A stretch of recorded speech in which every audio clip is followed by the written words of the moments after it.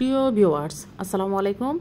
আজকে আমি তৈরি করব আমার খুব পছন্দের একটি খাবার, চট্টগ্রামের ঐতিহ্যবাহী বিলাসবহুল গরুর মাংসের কালাবোনা।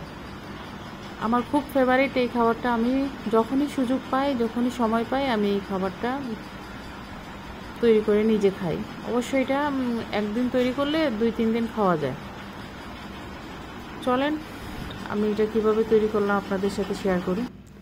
এখানে আমি সামান্য কম 3 কেজি গরুর মাংস চর্বি সহ এক টুকরা হাড্ডি ভালো করে কেটে ধুয়ে নিয়েছি। প্রথমে আমি একটি কড়াই চুলায় বসে ওখানে 1 কাপ পরিমাণের সয়াবিন তেল দিয়ে দিলাম 1 কাপ পরিমাণের পেঁয়াজ কুচি দিয়ে এটা বেরেস্তা করে নিব। বেরেস্তায় মাংসের স্বাদটা দ্বিগুণ করে দিবে। বেরেস্তা করে নিলাম। এখানে আমি যা যা লাগবে মাংস রান্না করতে সবগুলো উপকরণ একসাথে করে নিয়েছি। সবগুলো উপকরণ আমার ঘরে যা ছিল সবগুলো উপকরণ একসাথে করে নিয়েছি। এখন প্রথমে পাতিলের মধ্যে মাংস ঢেলে নিলাম।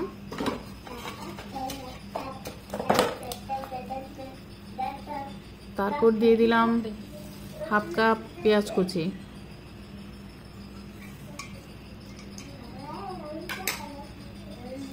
2 টেবিল চামচ রসুন বাটা, 2 টেবিল চামচ আদা বাটা।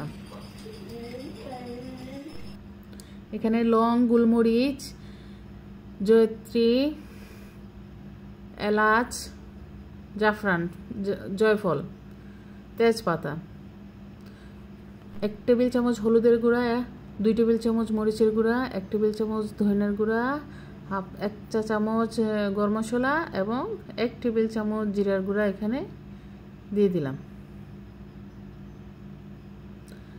এই যে বেরেস্তা করে রাখা পেঁয়াজ দিয়ে দিলাম।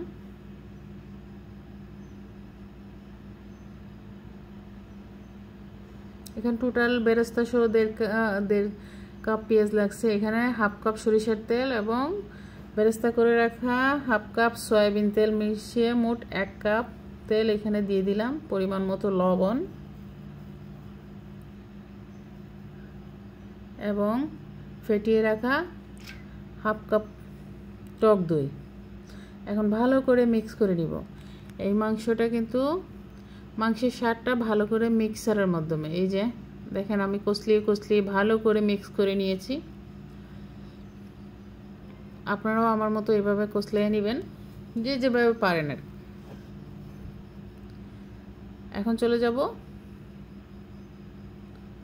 রান্না বান্নায়। এখন ডেক চুলায় বসিয়ে দিলাম।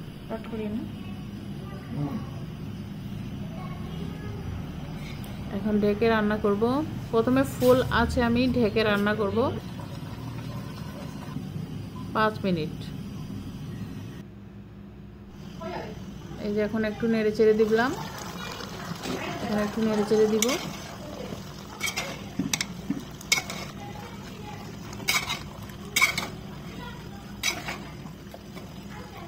আবার ঢেকে জাল করব পুরো পানি বের না হয়ে আসা পর্যন্ত। এই যে দেখেন পানি বের হয়েছে।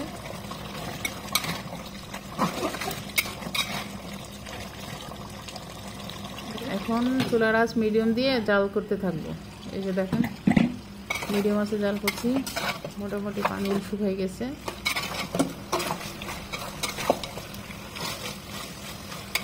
খাবারটা অনেক টেস্টি হয়, বাট অনেকটা সময় লাগে। দিয়ে দিলাম 1/2 কাপ পরিমাণে পানি, দিয়ে আবার জাল করব। আমি কিন্তু ঠান্ডা পানি দিছি, গরম পানি না। একটু পরপর নেড়ে চেড়ে দিবেন। মিডিয়াম আঁচে আগুন রাখবেন। আগুন কিন্তু যদি ফুল আছে দেন নিচে লেগে যাওয়ার সম্ভাবনা থাকে। এই যে দেখেন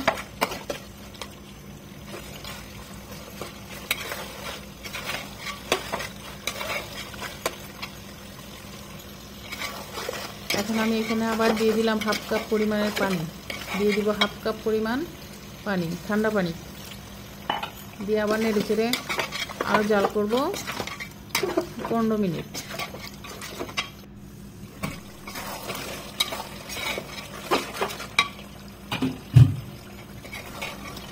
আমি আর পানি ইউজ করব না, এই পানিতে হবে। আমার মাংস সিদ্ধ হয়ে গেছে, আমি চেক করে নিয়েছি। এখন আপনারা দেখবেন এই যে মাংসটা আমি তেলের উপরে পুরোপুরি ভাজবো। দিয়ে দিলাম 1 চামচ গরম মশলা, 1 চামচ ভেজে রাখা জিরার গুঁড়া।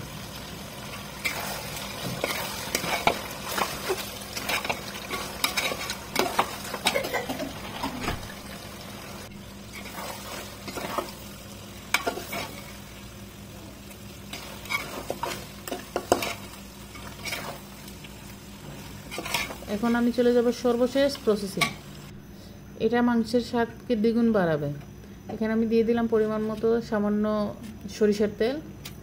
এখানে দিয়ে দিলাম কয়েকটা শুকনো মরিচ। শুকনো মরিচগুলো ভাজা হয়ে গেলে দিয়ে দিব এখানে কুচি করে কেটে রাখা রসুন কুচি এবং পেঁয়াজ কুচি দিয়ে ভালো করে ভেজে নিব।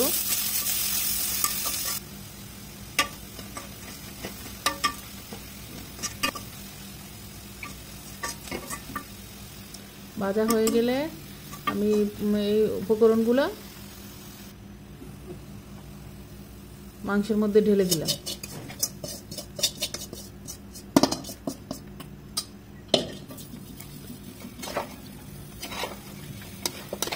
এই যে আপনারা দেখতেছেন দেখতে কি সুন্দর হয়েছে।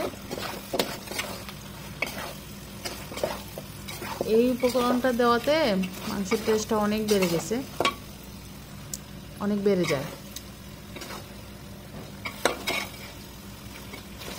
আমি কিন্তু চেষ্টা করছি খুব সহজ পদ্ধতিতে আপনাদেরকে দেখানোর জন্য। এটা আমার কাছে সবচেয়ে সহজ পদ্ধতি মনে হলো এবং এটা খুবই টেস্ট হয়েছে। সবাই আমার জন্য দোয়া করবেন, ভালো থাকবেন, সবাই ট্রাই করবেন। আল্লাহ হাফেজ।